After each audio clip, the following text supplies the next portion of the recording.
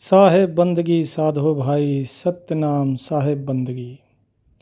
भगत जियों, साहेब कहते हैं कि शब्द को समझो और उस शब्द को प्राप्त करो। जो शब्द को नहीं जान पाया उसका जीवन व्यर्थ हो जाता है। क्या कहते हैं? जो जन खोजी शब्द का धन्य संत है सोए। कहे कबीर शब्द गहे कबहु न जाए बिगोए।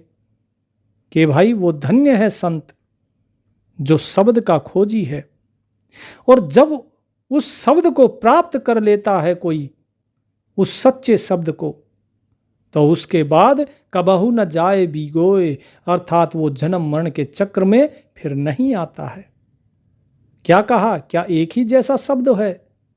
कहते हैं शब्द शब्द बहु अंतरा, शब्द सार का सीर। शब्द शब्द का खोजना, शब्द शब्द का पीर। कि भाई शब्द शब्द में बहुत अंतर है। शब्द सार भी है, और शब्द उस दूध का सार भी शब्द ही है। और क्या कहा? यहां दूध कौन है?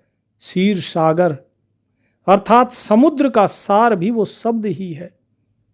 फिर क्या कहा? कि शब्द शब्द का खोजना, शब्द शब्द का पीर। कि शब्द के द्वारा ही शब्द को खोजा जाता है, क्योंकि शब्द ही शब्द का गुरु है। उम्मीद करता हूं बात समझ आई होगी कि शब्द शब्द का गुरु है। यहां किसकी बात हो रही है? यहां बात हो रही है शब्द की। अब लोगों को ये एक दुविधा होगी कि भाई शब्द को कौन सा शब्द खोजेगा? तो साहिब कहते हैं शब्द शब्द बहु अंतरा, सार शब्द चित दे। जा शब्द साहिब मिले, सोई शब्द गहिले। कि भाई शब्द शब्द में बड़ा अंतर है। शब्द तो हर कोई बोलता है, तो बोले उस शब्द को ग्रहण करो जो सार शब्द है। उस सार शब्द को चित्त दे, अर्थात चित्त में धारण करो। आपका जो अंतःकरण है, उस अंतःकरण चतुष्टय का एक भाग है चित्त, चित्त स्वरूप। तो उसको, उसके ऊपर शब्द चलाओ। और क्या कहा? कि जा शब्द साहिब मिले, और जिस शब्द से उस परमात्मा की प्राप्ति होती है उसी शब्द को ग्रहण करना है। तो कौन सा है वो शब्द? तो साहिब कहते हैं शब्द शब्द सब कोई कहे, वो तो शब्द विदेह। जिह्वा पर आवे नहीं, निरख परख कर देह। कि भाई शब्द शब्द सब कोई कहे, कि हर कोई कह रहा है, शब्द तो सब बोल रहे हैं, लेकिन जो सार शब्द है वो क्या कहा? कि वो तो शब्द विदेह है, वो तो देह से परे है। तो लोग कहेंगे अरे विदेह यानी शरीर धारण नहीं करता। विदेह का अर्थ होता है भगत जियों, जो ना तो शरीर धारण करे, ना ही आकार में आए, ना ही लिखने में आए, क्योंकि जो लिखने में आएगा वो भी तो एक आकार ही है।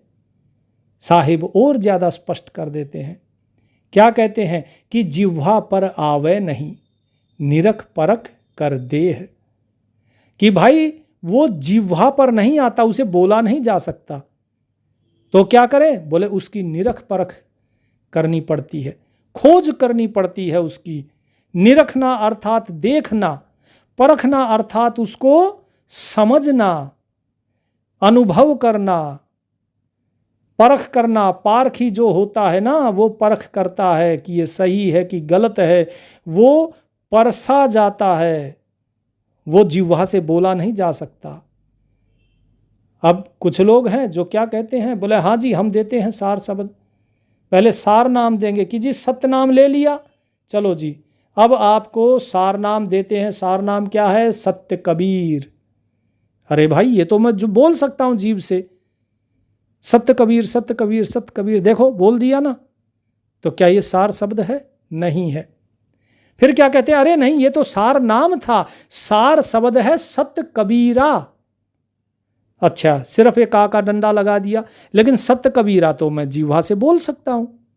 उसे मैं लिख भी सकता हूं। तो क्या ये सार शब्द है? नहीं है। लेकिन लोगों को मूर्ख बना के, भोले भाले लोगों को बहका कर काल के जाल में फंसाया जा रहा है। भगत जियों, यहाँ पर साहिब बड़ा स्पष्ट रूप से बता दिया कि जिह्वा पर आवे नहीं निरख परख कर देख, कि भाई निरखो परखो और जानो उसे। वो जीव में बोलने में नहीं आएगा, वो देखने में नहीं आएगा क्योंकि विदेह है, वो लिखने में नहीं आता क्योंकि वो अलेख है, उसका चित्र नहीं बन सकता, अलेख है। लेकिन फिर भी लोग फंसे हुए हैं। क्या करें? जब तक जीव इस चीज को समझता है तब तक उसका जीवन बहुत पीछे छूट चुका होता है। साहिब क्या कहते हैं कि भाई उस जो सार शब्द है ना, उसको ग्रहण करो, और उसके लिए आपको शब्द साधना करनी पड़ेगी।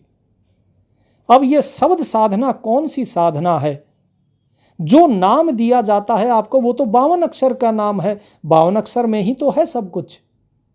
जो भी चीज लिखी जा सकती है, बोली जा सकती है, वो 52 अक्षर में है। तो अब देखिए क्या कहते हैं साहिब, कबीर साहिब कहते हैं समझाते हुए, साधो शब्द साधना कीजे, जे ही शब्द ते प्रगट भये सब सोई शब्द गही लीजे। कि जिस शब्द से सब कुछ, ये सारा संसार, सारा जगत ये प्रकट हुआ है, उसी शब्द को ग्रहण करो। अब अगर आप समझेंगे इस वाणी को तो साहिब इशारा कर रहे हैं उस शब्द की तरफ जिससे इस सृष्टि की रचना हुई। सबसे पहला शब्द का जब उच्चारण किया तो इस ब्रह्मांड का जन्म हुआ। दूसरे शब्द का उच्चारण किया तो कूर्म, और तीसरे शब्द का उच्चारण किया तो ज्ञानी प्रकट हुए। चौथे शब्द का उच्चारण किया तो सहज प्रकट हुए। पांचवें शब्द का उच्चारण किया तो काल प्रकट हुआ।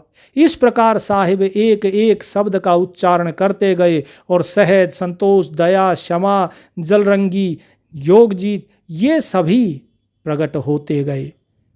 और इस ब्रह्मांड की रचना और 16 सुतों की रचना इस परमात्मा ने करी। किससे करी? शब्द के माध्यम से। तो वो शब्द कौन सा था? क्योंकि उस समय ना तो कोई मुख था, ना मात्रा थी, ना ही कोई भाषा थी, तो फिर कैसे बोला जाए वो शब्द? तो साहिब क्या कहते हैं कि शब्द शब्द को ढूंढता, अभी दोहा आपको बताया था कि शब्द शब्द को ढूंढता, शब्द गुरु शब्द शिष्य। तो वही चीज साहिब फिर कहते हैं कि शब्द है गुरु शब्द शिष्य सुन शिष्य भय। शब्द ही गुरु शब्द सुनी शिष्य भय, शब्द सो बिरला बूझे, सोई शिष्य सोई गुरु महात्म, जेहि अंतर्गत सूझे। कि देखो भाई, जो गुरु होता है वो क्या करता है?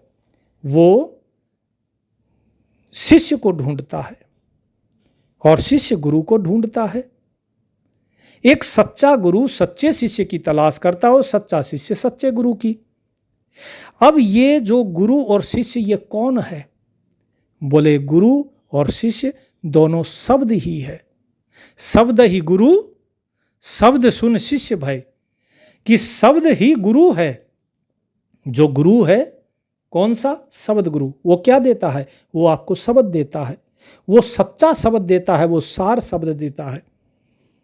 और जो शिष्य है वो उस शब्द को सुनता है गुरु से। उस जिस शब्द को कहा नहीं जा सकता, बोला नहीं जा सकता, उस शब्द को भी वो शिष्य सुन लेता है। इन कानों के माध्यम से नहीं, बल्कि अरस परस के द्वारा गुरु उसे समझाते हैं कि ये शब्द है, ये शब्द है, ये नहीं है, ये नहीं है।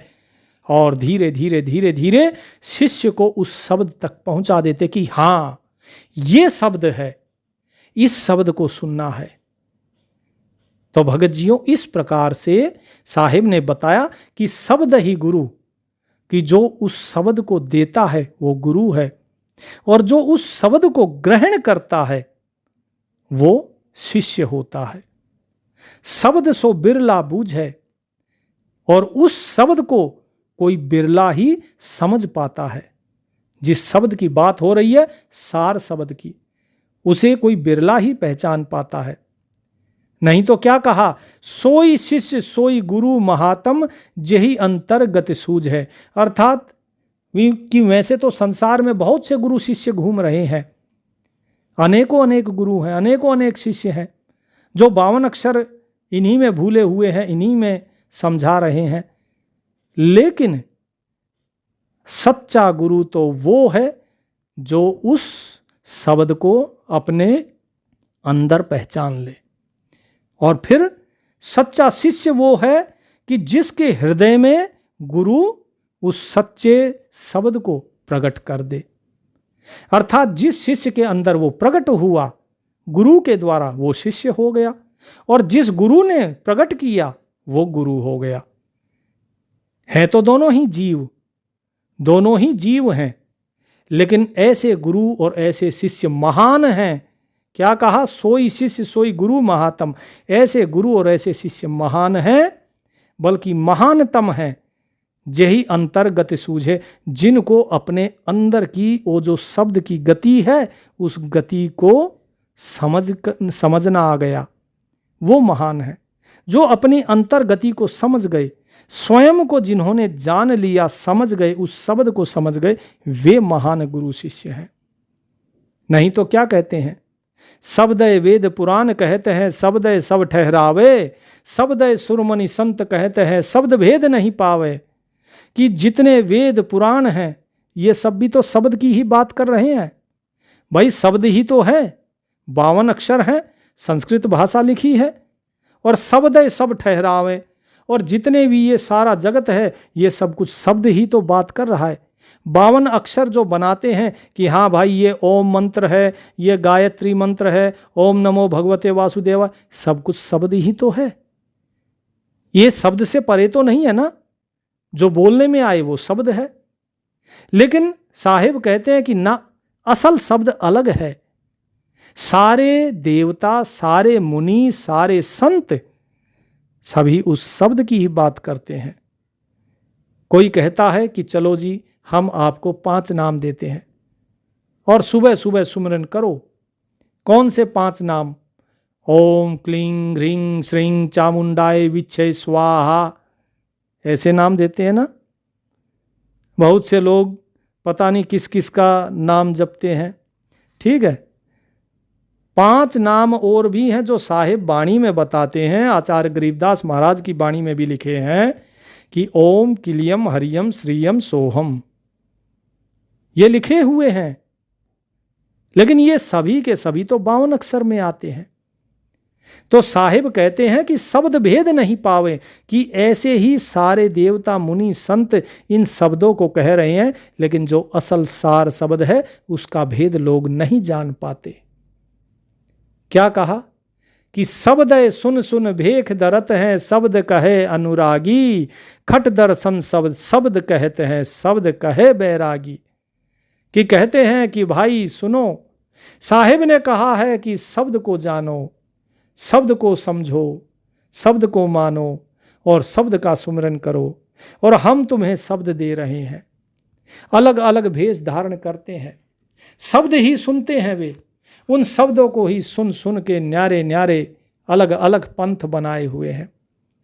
अगर आप किसी भी पंथ में जाइए, हम किसी पंथ का नाम नहीं लेंगे, लेकिन किसी भी पंथ में जाइए, किसी भी समुदाय में जाइए, हर एक का अपना एक अलग शब्द है, हर एक का अपना एक अलग तरीका है उसे जपने का।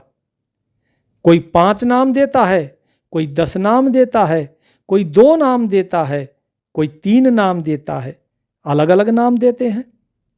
इस दास ने भी आपको बहुत बार बताया है कि भाई ये नाम है। अब वो नाम इस दास ने आपको दिखाया भी है कि देखो जी वाणी में साहिब ने स्पष्ट किया है कि ये नाम है, लेकिन वो भी तो 52 अक्षर में ही है। साहिब कहते हैं शब्दे सुन सुन भेष धरत हैं, अनेकों अनेक भेष बनाए हुए हैं। और क्या कहा, खट दर्शन सब शब्द कहते हैं, कि जो 6 दर्शन हैं ये सभी के सभी क्या कहते हैं, शब्द ही तो बखान कर रहे हैं। क्योंकि बिना शब्द के तो भाषा हो ही नहीं सकती। तो जो भी भाषा है, चाहे अरबी हो, चाहे उर्दू हो, हिंदी हो, संस्कृत हो, कोई भी हो, है तो सब कुछ शब्द ही। लेकिन साहिब कहते हैं वो शब्द अलग है। ये तो वे शब्द हैं जो लिखे जा सकते हैं, बोले जा सकते हैं, लेकिन वो शब्द अलग है जो जिह्वा से बोला नहीं जाता है। तो क्या करें? साहिब कहते हैं कि शब्द कहे अनुरागी और शब्द कहे बैरागी, कि शब्द उस परमात्मा से प्रेम करने वाला अनुरागी भी बोलता है, उसकी प्रशंसा में, उसके सुमरन में, उसकी बंदगी में, और एक बैरागी जो होता है वो भी शब्द कहता है। लेकिन जितने भी ये भेख धारण किए हैं, जितने भी ये 6 दर्शन हैं, साहिब कहते हैं नाना वर्णम भेख हैं, खट दर्शन के माहे, शब्द हमारा मानियो। क्या कहा? शब्द हमारा मानियो, ये पंथ रसातल जाहे। कि जितने भी भेष धारण किए हुए हैं, जितने भी ये 6 दर्शन हैं, जोगी, जंगम, सेवड़ा, सन्यासी, दरवेश आदि जो भी हैं, ये सब के सब रसातल नरक में जाएंगे। जितने भी पंथ हैं, शब्द हमारा मानियो, ये पंथ रसातल जाएं। कि मेरे शब्द को मानो, मेरा जो वचन है वो सिद्ध होगा, सत्य होगा, कि ये सारे के सारे पंथ रसातल में जाएंगे। तो यदि आप किसी पंथ से जुड़े हैं तो आप सोचिए, जब पंथ ही अर्थात जो रास्ता है, जितने रास्ते बताए गए हैं, ये सब के सब किस में जाएंगे? ये सब के सब नरक में जाने वाले हैं। ये रास्ता नरक की ओर ले जा रहा है, ये सारे रास्ते काल की तरफ ले जा रहे हैं। तो आपको इन पंथों को तो छोड़ना होगा। यदि इस पंथ से, इस रास्ते से चिपके रहे और रास्ता नहीं बदला तो साधो भाई फिर तो बड़ा मुश्किल हो जाएगा। साहिब क्या कहते हैं? साहिब कहते हैं शब्दय माया जग उत्पानी, शब्दय केर पसारा, कहें कबीर जहां शब्द होत है तवन भेद है न्यारा। कि भाई शब्द जो है, इस शब्द से ही माया ने इस जग की उत्पत्ति की हुई है। ये जितना जगत बनाया हुआ है ना, ये उस शब्द से ही बनाया हुआ है। वो शब्द कौन सा है, वो ये दास आपको बता चुका है कि ये माया इस जगत की उत्पत्ति किस शब्द से करती है। वो शब्द हर जगह है, ये है ओंकार। इस ओंकार शब्द से ही इस जगत की उत्पत्ति होती है। शब्द केर पसारा, और शब्द के द्वारा ही इस सारी सृष्टि का पसारा अर्थात फैलाव किया हुआ है। लेकिन कबीर साहिब कहते हैं, कहें कबीर जहां शब्द होता है, कि भाई जहां से ये शब्द उठ रहा है ना, जहां से ये शब्द आ रहा है, तवन भेद है न्यारा, उसका भेद बिल्कुल अलग है, उसका भेद बिल्कुल गहरा है। उस भेद को हर कोई नहीं समझ पाता है। तो साहिब बार बार इस चीज को समझाते हैं, लेकिन लोग जो हैं इस शब्द को समझ नहीं पाते। साहिब को जब लोगों ने ये चीज पूछा, बोले जी देखो शब्द तो रामानंद जी भी देते हैं, शब्द जो हैं काशी के पंडित भी देते हैं, शब्द अलग अलग हैं। तो कबीर साहिब ने क्या कहा कि भाई देखो शब्द तो अलग अलग हैं, सभी शब्द दे रहे हैं और सभी मुख से बोल कर दे रहे हैं, लेकिन मैं जिसकी बात कर रहा हूं वो जिह्वा पर नहीं आता है। एक शब्द सुख रास है, एक शब्द दुख रास, एक शब्द बंधन कटे, एक शब्द गलफांस। कि देखो भाई, जिस प्रकार से आप किसी से बात करते हो और बात करते समय आप शब्दों का ही प्रयोग करते हो, उसी में से एक शब्द ऐसा हो जाता है कि जिसको सुनकर बड़ा ही मतलब आनंद उत्पन्न होता है हृदय में, और वहीं दूसरा शब्द ऐसा होता है तो शब्द ही, लेकिन मन में बड़ी पीड़ा उत्पन्न होती है। और वहीं पर एक शब्द व्यक्ति को बंधन में डाल देता है, इस संसार के काल चक्र में फंसा देता है। लेकिन मैं जिसकी बात कर रहा हूं वो बंधन में नहीं डालता, वो मुक्त कर देता है। एक शब्द ऐसा भी होता है कि जिसके कारण गले में फांसी का फंदा पड़ जाए। तो हर एक शब्द का अपना अलग अर्थ है, हर एक शब्द का अपनी उसकी अलग अहमियत है, उसका अलग ही परिणाम आता है। एक बार एक राजा ने पूछ लिया कि भाई हमारी हस्तरेखा देखो और बताओ कि हमारा भाग्य कैसा है। यदि किसी ने गलत बताया तो उसे जेल में, कारागार में डाल दिया जाएगा, और यदि सही बताया तो उसे खूब धन दौलत दी जाएगी। तो काफी लोग आए बताने के लिए, लेकिन जहां कारागार की बात थी वहां पर लोग पीछे हट गए। क्यों? क्योंकि उन्होंने जब हाथ देखा राजा का तो उसमें कुछ चीजें ऐसी थी कि जिसको देखकर डर गए लोग कि अगर हमने झूठ बोला तो भी दंड मिलेगा, और अगर हमने सत्य बोला तो भी दंड मिलेगा। लेकिन एक व्यक्ति ऐसा था, एक ब्राह्मण, जिसको धन की बड़ी जरूरत थी। वो आता है और कहता है, राजन मैं आपका हाथ देखकर और सत्य सत्य बता सकता हूं। राजा ने कहा कि ठीक है देखो। उस व्यक्ति ने हाथ देखा और हाथ देखते ही कहा कि महाराज आपकी पत्नी की बहुत जल्द मृत्यु हो जाएगी। राजा को बड़ा गुस्सा आया क्योंकि वो अपनी पत्नी से बड़ा प्रेम करता था। उसने कहा इस दुष्ट को ले जाओ और कारागार में डाल दो, कल इसे फांसी दी जाएगी। तो जो चतुर मंत्री था वहां का, वो ये चीज तो समझ गया कि इसने बिना डरे सत्य बोल दिया। वो मंत्री जाता है और जाकर उस जो निर्धन ब्राह्मण था उसे समझाता है। निर्धन ब्राह्मण ने अपनी सारी व्यथा सुनाई कि उसे धन की कितनी जरूरत है और इसी कारण वो आया था यहाँ पर, उसके लिए जीने मरने का संकट खड़ा हो गया है। तो मंत्री ने उसे समझाया और अगले दिन उसे फिर से दरबार में पेश किया गया और उसने कहा कि महाराज क्षमा कीजिएगा, आपकी जो हस्तरेखा है उसे देखने में मुझसे त्रुटि हुई, मुझे एक मौका और दीजिए, मैं आपको सब सच सच कहना चाहता हूँ। तो जो राजा था उसने उस पर कृपा करी कि ठीक है चलो, तुम इतनी विनती कर रहे हो तो फिर से देख लो। अब अगले दिन कोई रेखाएं थोड़ी ना बदल जाने वाली थी, लेकिन वो कहता है देख के, अरे वाह महाराज क्या उत्तम रेखाएं पाई हैं, आप जैसा भाग्य तो किसी किसी को मिलता है, आप जैसा राजसी ठाठ बाट। अरे राजसी तो होना ही था, राजा है। लेकिन राजा बड़ा प्रसन्न, बोले महाराज सबसे उत्तम बात तो आपकी पत्नी के बारे में है। अब जैसे ही पत्नी शब्द कहा तो राजा की भौहें तन गई, उसको लगा कि कहीं ये फिर से उठपटांग ना बोले। लेकिन उस ब्राह्मण ने कहा कि महाराज आपकी पत्नी का क्या भाग्य है, विलक्षण है। बोले ऐसा क्या हुआ, कल तो तुम कह रहे थे वो मर जाएगी। अरे नहीं महाराज मैं तो मूढ़ बुद्धि था, अरे वो तो सदा सुहागन रहेंगी। अब जरा सोचिए, सदा सुहागन रहना बड़ा अच्छा शब्द माना जाता है, लेकिन अर्थ तो वही है ना। सदा सुहागन का मतलब है कि अपने पति से पहले ही उसकी पत्नी की मृत्यु हो जाना, लेकिन केवल शब्द की ही बात है।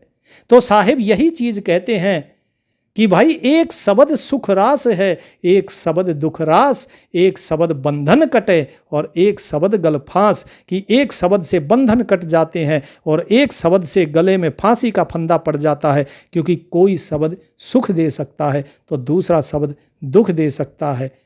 इसीलिए साहिब कहते हैं शब्द शब्द सब कोई कहे, शब्द के हाथ न पाँव, एक शब्द औषध करे, एक शब्द करे घाव।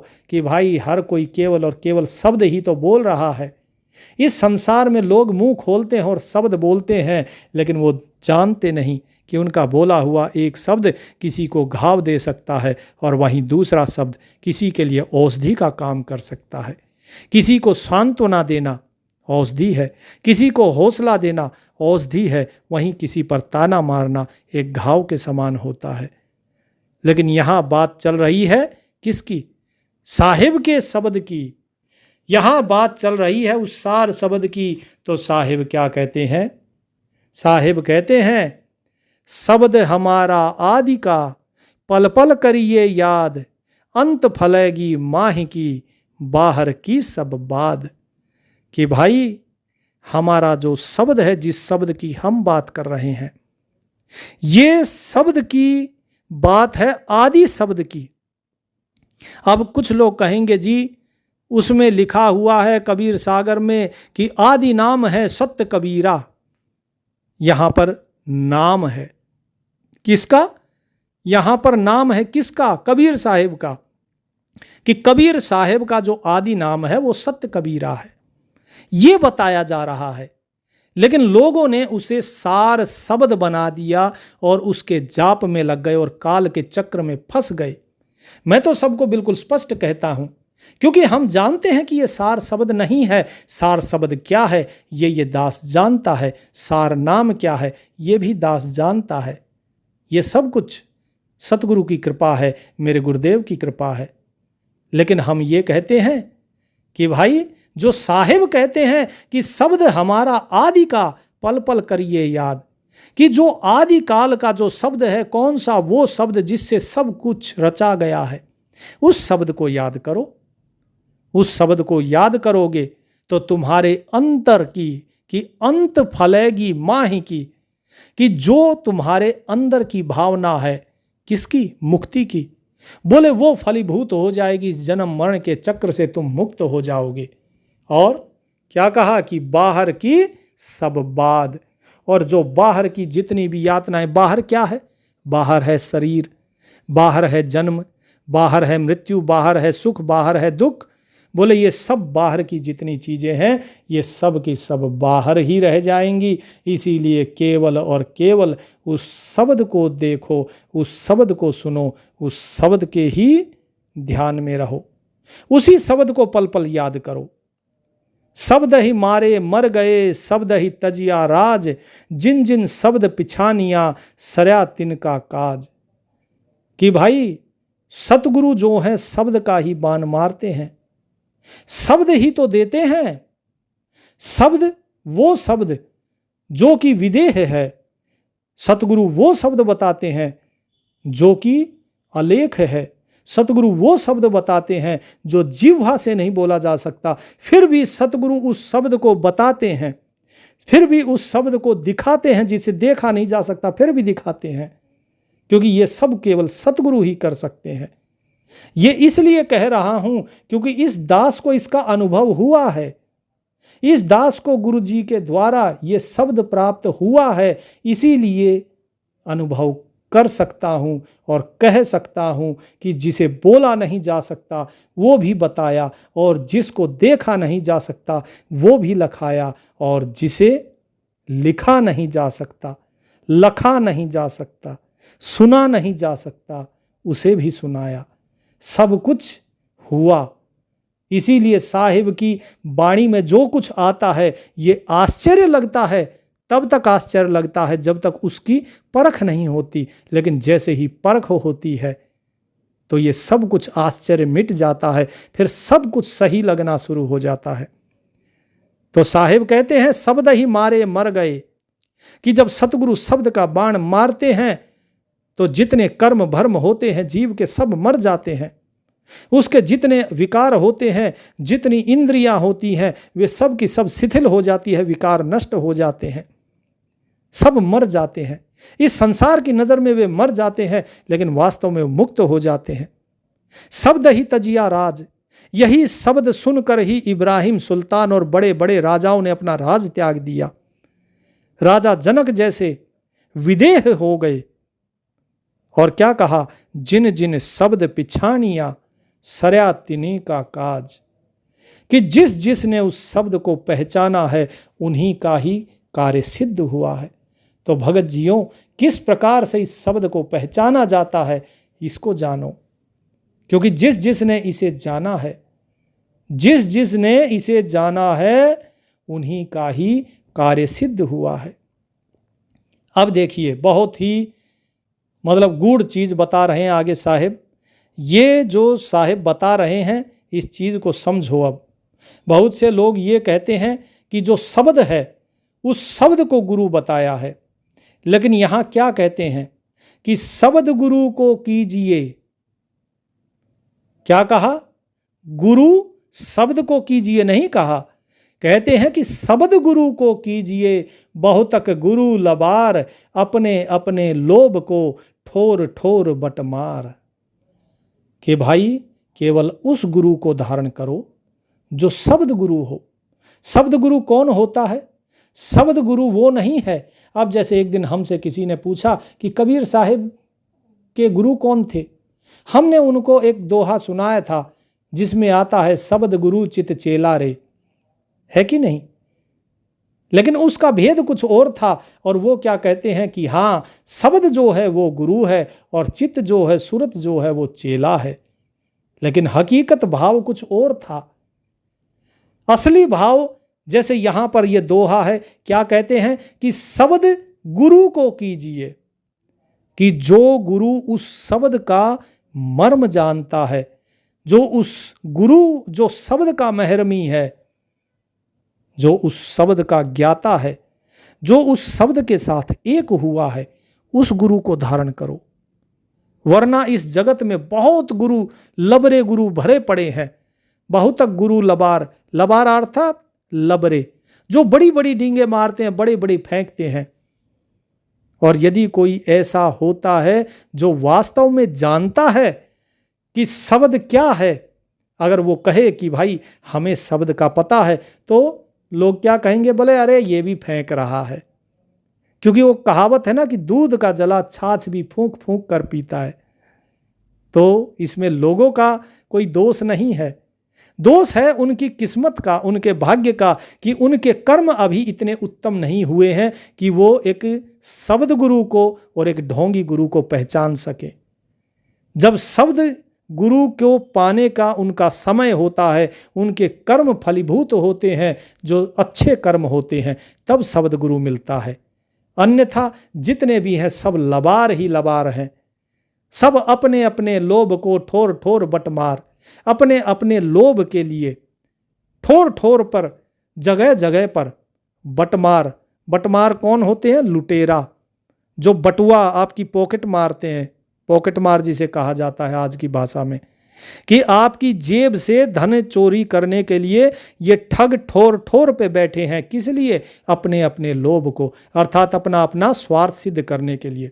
आप धन दो, आपके धन से वो फॉर्च्यूनर खरीदेंगे, आपके धन से उनकी कोठियां बनेंगी, उनकी गाड़ियां आएंगी, और वो घूमेंगे, वो खाएंगे 56 भोग, और आप खाओगे खिचड़ी भंडारे में जाकर।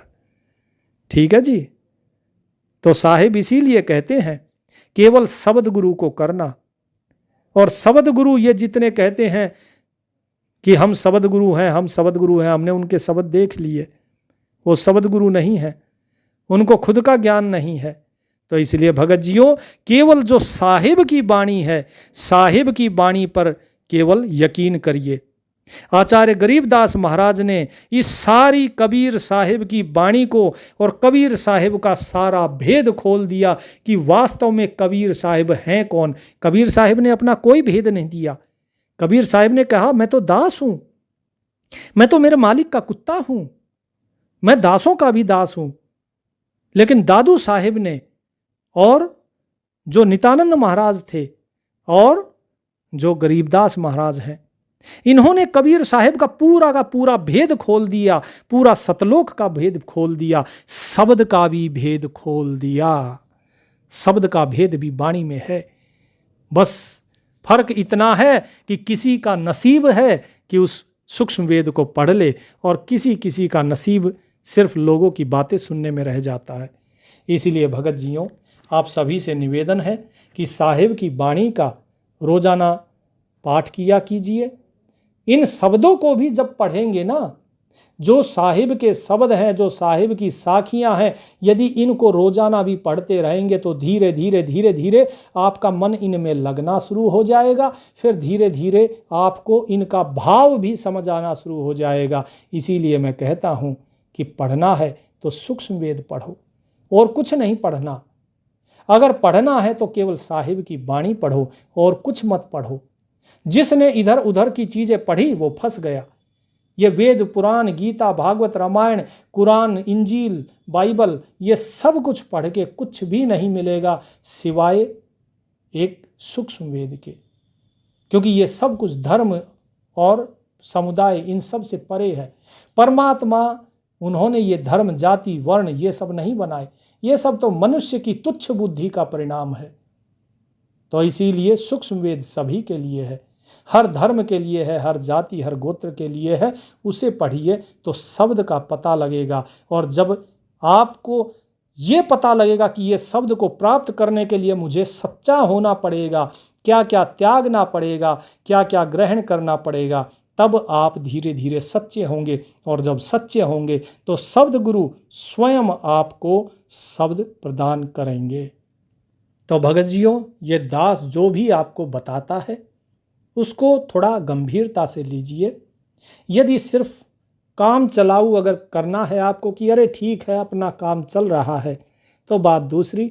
लेकिन यदि वास्तव में जन्म मरण से मुक्ति चाहते हो, स्वयं को जानना चाहते हो, तो जो दास कहता है उस पर अमल कीजिए, सुमरन कीजिए, साहिब का नाम लीजिए। साहिब बंदगी, सत साहिब सत्य नाम।